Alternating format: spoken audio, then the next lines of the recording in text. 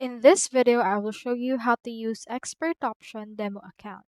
So in order to use your expert option demo account, head over and click onto this balance option, and onto the drop down you can see in here that you can change on demo or real account. For this case, let's choose in here the demo, and from in there, in order to use it, you can actually familiarize yourself with how to use expert option with this demo account. For example, let's put in here a $50 investment, and let's head over and then buy something. So let's click onto this buy, and you can see in here the deal duration. So after 30 seconds, if your stock is actually above this line, that means that you actually earn something.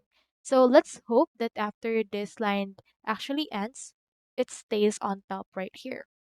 So once it stays on top, this $98.90 that I have right here will actually increase if you win. But it will actually stay right into that case if you actually lose.